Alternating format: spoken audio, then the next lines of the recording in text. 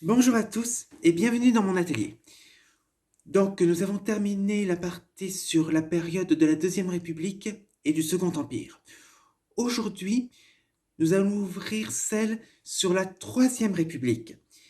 Et la vidéo d'aujourd'hui va se baser sur les débuts de cette Troisième République, sur comment elle a été instaurée et comment elle s'est imposée comme incontournable. Nous allons voir cela en trois grands points. D'abord, le rétablissement de la République est très difficile. Elle va mettre une décennie pour s'installer. Deuxièmement, il est nécessaire d'instaurer la Troisième République comme un modèle politique pour le pays. Et troisièmement, avec les nouvelles institutions et avec l'instauration du gouvernement, la République va s'enraciner dans le paysage du pays. Donc, la Troisième République est établie au fur et à mesure au cours des années 1870. Nous l'avons vu vers la fin de la vidéo sur le Second Empire qu'avec la guerre avec la Prusse, l'empereur a été destitué de son pouvoir le 4 septembre 1870 et donc la Troisième République est proclamée par les députés républicains. Il est donc nécessaire d'établir un nouveau gouvernement provisoire.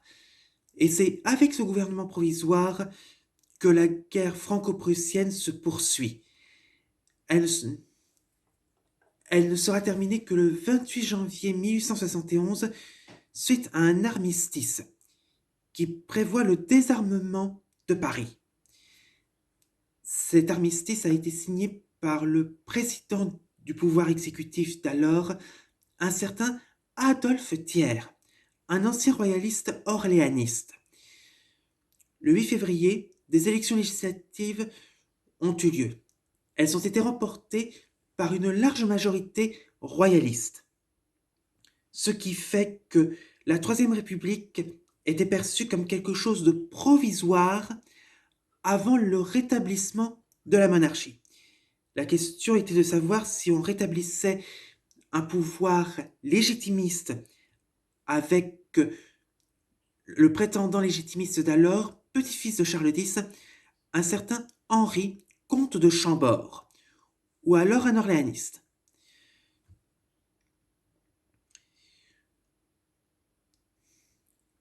Le 8 février aussi, Adolphe Thiers devient officiellement le chef du pouvoir exécutif.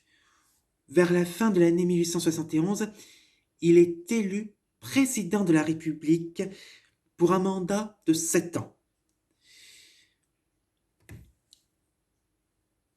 Mais ce climat délétère ne plaît pas aux Parisiens qui tiennent à poursuivre la guerre avec la Prusse.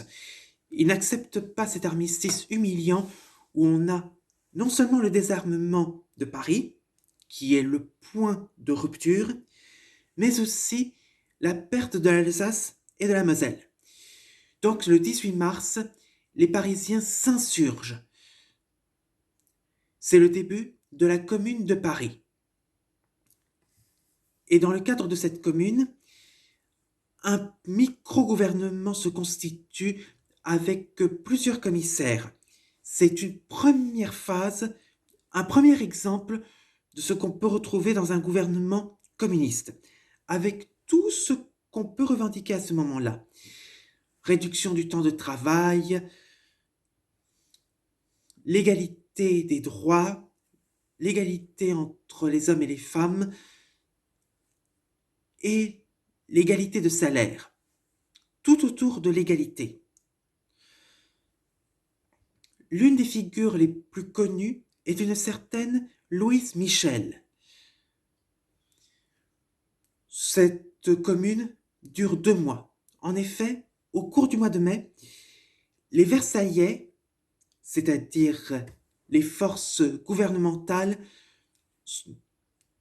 écrasent dans une répression sanglante cette commune.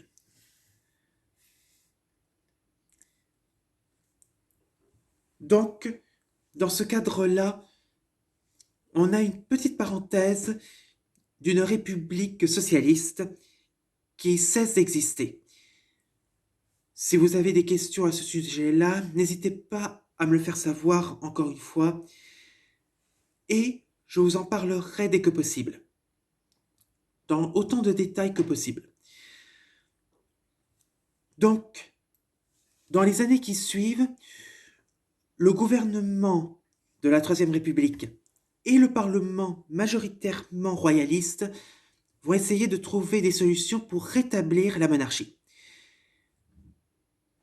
Mais on a le cas du comte de Chambord qui, assez vite, va prouver son côté réactionnaire et son refus de concéder quoi que ce soit.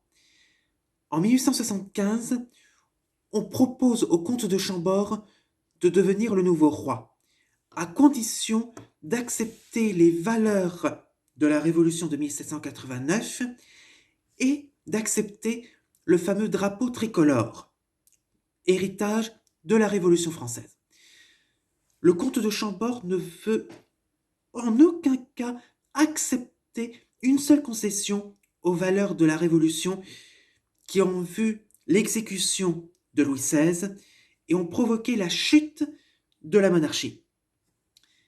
C'est tout ce qu'on peut retrouver dans une logique légitimiste absolutiste. Dans ces conditions, le comte de Chambord renonce définitivement à toute chance de monter sur le trône. Ce qui provoque la division définitive des monarchistes entre les légitimistes qui restent fidèles au comte de Chambord et les orléanistes qui se convertissent peu à peu à la République. Ainsi est adopté par la suite l'amendement Wallon. Cet amendement rend impossible toute restauration monarchique. Tout représentant de la famille des Bourbons ou des Bonaparte n'ont plus la possibilité de revenir en France et de revendiquer quelque pouvoir que ce soit. Et c'est dans ce cadre-là que sont adoptées les fameuses lois organiques de la Troisième République. Les lois organiques, en d'autres termes, une constitution. Ça, je vais vous en parler dans la deuxième partie. En 1876, de nouvelles élections législatives ont lieu. Et là, la majorité bascule du côté des républicains. Or, depuis 3 ans, à ce moment-là, un nouveau président de la République a été élu, un certain Patrice de Mac-Mahon, ancien général d'Empire et un légitimiste convaincu. Cela va entraîner un conflit entre le Parlement et le président. En 1877, le président Mac-Mahon décide de dissoudre la Chambre des députés. Cette dissolution a lieu le 16 mai 1877. Son objectif est d'obtenir une nouvelle majorité royaliste. Au lieu de cela, il se retrouve avec une majorité républicaine encore plus large que l'année précédente. Il essaye par tous les moyens de contrecarrer la politique voulue par le Parlement avec un gouvernement légitimiste, royaliste. En vain, une succession de blocages et de contre-propositions ont lieu et cette crise politique va aboutir à une décision finale de la population. En effet, aux élections sénatoriales de 1879, la majorité bascule à son tour du côté des républicains. Le président Mac-Mahon n'a plus d'autre choix, selon sa vision des choses, que de démissionner. Donc, de nouvelles élections présidentielles ont lieu et l'élection du président de la République s'effectue au sein du Parlement. En conséquence, c'est un républicain qui est élu, un certain Jules Grévy, président de l'Assemblée nationale. Donc, après 9 ans d'efforts, la République s'enracine et plus personne ne va oser proférer quoi que ce soit pour rétablir la monarchie. Donc, il est nécessaire de constituer un nouveau modèle. Ce nouveau modèle, c'est une république parlementaire qui s'instaure. Avec les lois organiques de 1875, officiellement, le président de la République dispose de quelques pouvoirs, mais il ne détient plus vraiment le pouvoir exécutif. Il a un président du Conseil des ministres qui exerce concrètement le pouvoir exécutif dans les mesures des lois organiques de 1875. Le président de la République dispose au moins du droit de dissoudre l'Assemblée. Mais avec la crise de 1877 et ce qui a abouti, les présidents de la République qui vont suivre, à partir de Jules Grévy, vont renoncer définitivement à ce droit de dissolution. Ce qui fait que celui qui apparaissait comme un monarque républicain, entre guillemets, n'est plus là que pour le protocole. Honorer les chrysanthèmes, comme disait le général de Gaulle dans les années 1950-1960, si vous vous souvenez. Donc, celui qui exerce réellement le pouvoir, c'est le président du Conseil. Le président du Conseil détient son pouvoir du Parlement, de la Chambre basse surtout. Le suffrage universel masculin, hérité de la Deuxième République et du Second Empire, est retenu, confirmé par la Troisième République. Et elle va être élargie par la suite en 1884 aux élections municipales. Il n'y a pas d'autres élections locales à ce moment-là. Les élections régionales et départementales que nous connaissons aujourd'hui n'existent pas encore. Et en plus, le vote ne connaît pas encore le bulletin secret. Les isoloirs n'apparaissent qu'en 1913, donc un peu avant la guerre. Dans tous les cas, il s'agit d'instaurer une république stable et garante des acquis de 1789. La Déclaration des droits de l'homme, Marianne, toutes ces valeurs-là. Donc, il est nécessaire de confirmer les lois fondamentales de la République avec les 3 principes qui constituent toujours notre devise: la liberté, l'égalité et la fraternité. On a le rétablissement de la liberté de la presse, de l'imprimerie et des réunions en 1881. Les libertés syndicales, 1884.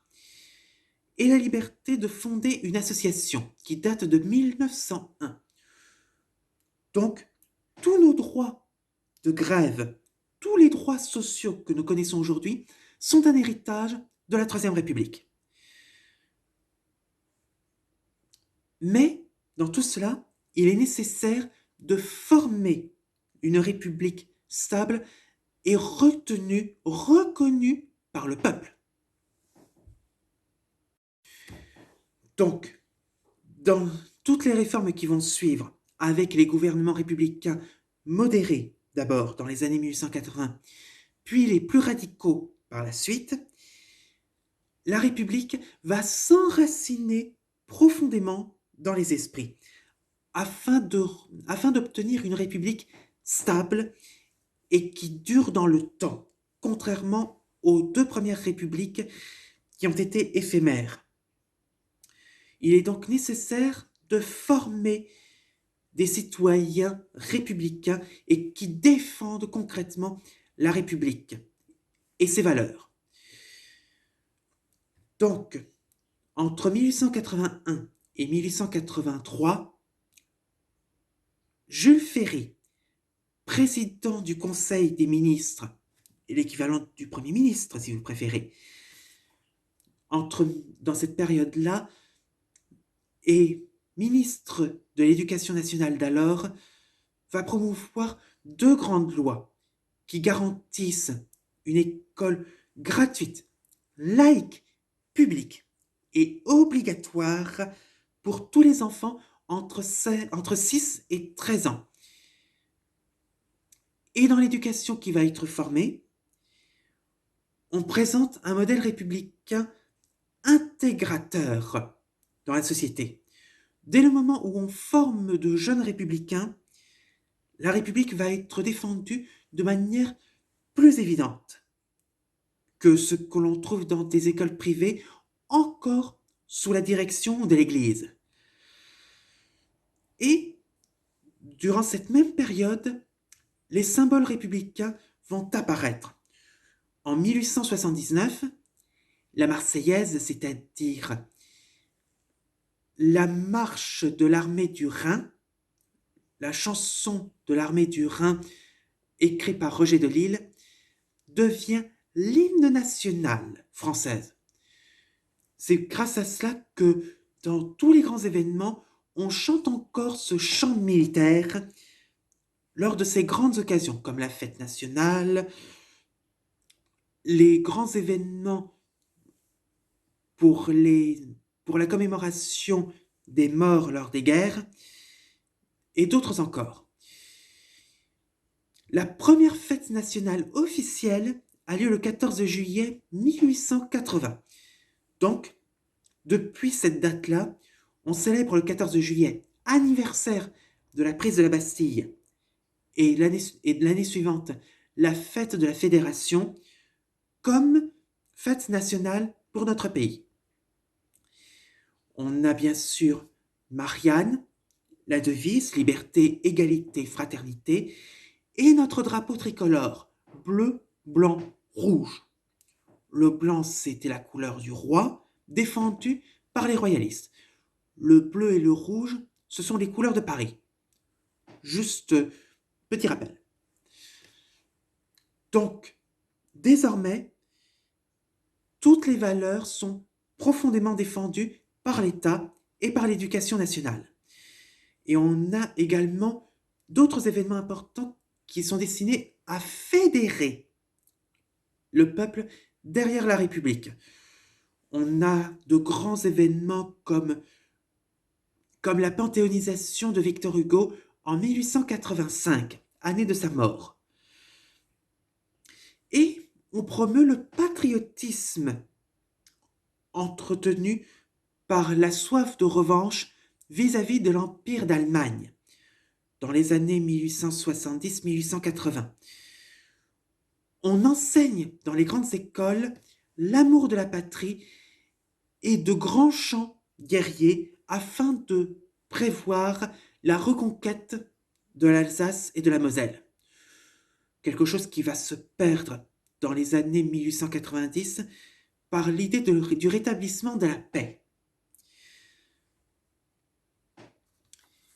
Mais tout ceci n'est pas aussi évident que cela, parce que même si la monarchie n'est plus possible, la République va être critiquée. C'est ce que nous allons voir dans notre prochaine vidéo. J'espère que celle-ci vous aura plu. N'hésitez pas, comme à chaque fois, de donner vos commentaires, de lever le pouce si ça vous a plu, et de vous abonner. À bientôt pour une prochaine vidéo sur les oppositions à la Troisième République. D'ici là, bonne révision ou bonne lecture si vous avez déjà vu ce genre de programme. Et à très bientôt.